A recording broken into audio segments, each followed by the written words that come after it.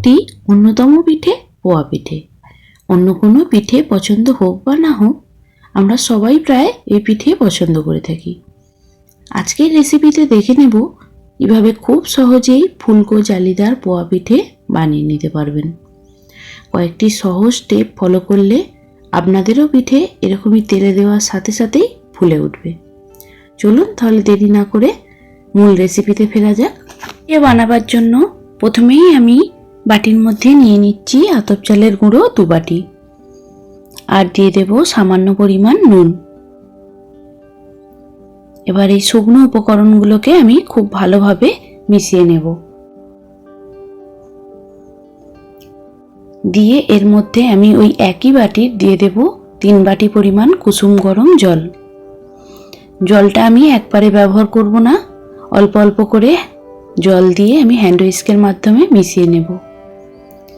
পোয়া পিঠে পারফেক্ট হওয়ার জন্য জলের পরিমাণটা অবশ্যই ঠিকঠাক করতে হবে, না হলে কখনোই পোয়া পিঠে পারফেক্টলি হবে না আর ফুলবে না। এবার স্টেপ বাই স্টেপ আমি জলটা এর মধ্যে অ্যাড করে খুব ভালোভাবে মিশিয়ে নেব।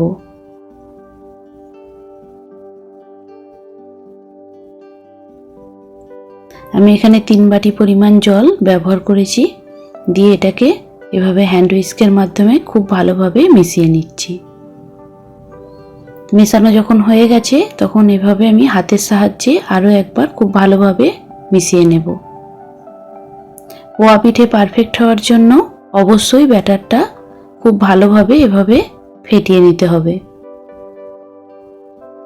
এবার এর মধ্যে আমি দিয়ে দিচ্ছি 1 বাটি পরিমাণ চিনি, আর দিয়ে দেব সামান্য মৌরি। দিয়ে চিনিটা গুলে যাওয়া অবধি আমি এটাকে ভালোভাবে মিশিয়ে নেব।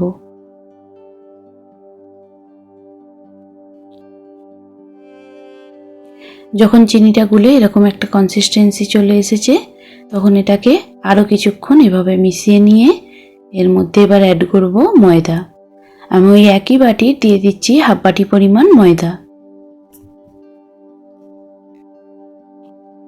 দিয়ে হ্যান্ড হুইস্কের মাধ্যমে ময়দাটাও খুব ভালোভাবে মিশিয়ে নিচ্ছি। ব্যাটারটা এখন অনেকটাই ঘন হয়ে এসছে। এবার এটাকে আরও কিছুক্ষণ মিশিয়ে নিয়ে এর মধ্যে দিয়ে দেব আরও 1 বাটি কুসুম গরম জল। ব্যাটারটা দেখুন এরকম একটু ঘন হয়ে এসছে। এবার এর মধ্যে 1 বাটি জল মিশিয়ে নিচ্ছি। সব সময় জল ব্যবহার করার সময় অল্প অল্প করে জল ব্যবহার করতে হবে, কারণ ব্যাটার যদি খুব বেশি পাতলা কিংবা খুব বেশি ঘন হয়ে যায় তাহলে পিঠেগুলো পারফেক্ট হবে না। খুব ভালোভাবে জলটা মিশিয়ে আমি এটাকে আরও কিছুক্ষণ মিশিয়ে নিচ্ছি।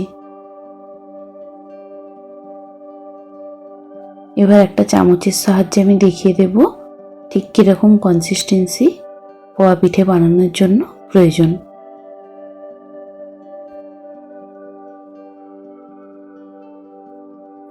পিঠের ব্যাটারটা রেডি হয়ে গেছে। এবার পিঠেটা ভেজে নেওয়ার জন্য একটা লোহার কড়ার মধ্যে আমি একটু সাদা তেল বসিয়ে দিয়েছি। তেলটা চেক করে নিয়েছি। এবার এর মধ্যে আমি একটা হাতার সাহায্যে 1 হাতা পরিমাণ ব্যাটার দিয়ে দেব। কিছুক্ষণ পরেই দেখবেন এভাবে পিঠেটা উপর দিকে ভেসে উঠবে। হাতার সাহায্যে আমি এভাবে তেল ছিটিয়ে দিচ্ছি। তৈরি হয়ে গেছে খুব সহজেই পোয়া পিঠে। এই একইভাবে আমি সব পিঠেগুলোকে ভেজে নেব। সবকটা স্টেপ যদি আপনারাও ঠিকভাবে ফলো করেন তাহলে আমি 100% গ্যারেন্টি দিয়ে বলছি আপনাদের পিঠেও এরকম ফুলকো আর সুন্দর জালিদার তৈরি হবে।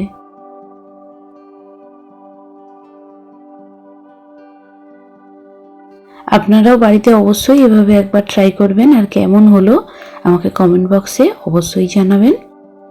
চলুন পিঠেটা এবার কেটে আপনাদেরকে একটু দেখাই ভেতরটা কেমন হয়েছে। এর জন্য আমি পিঠেটাকে কেটে নিচ্ছি। দেখুন ভেতরটা কত সুন্দর আর কত জালিদার হয়েছে।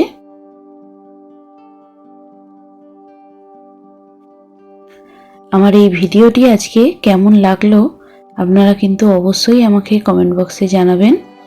আর ভালো লাগলে একটা লাইক করবেন। আবারও ফিরে আসবো নতুন কোনো ভিডিও নিয়ে। ততক্ষণ সবাই সুস্থ থাকবেন, ভালো থাকবেন।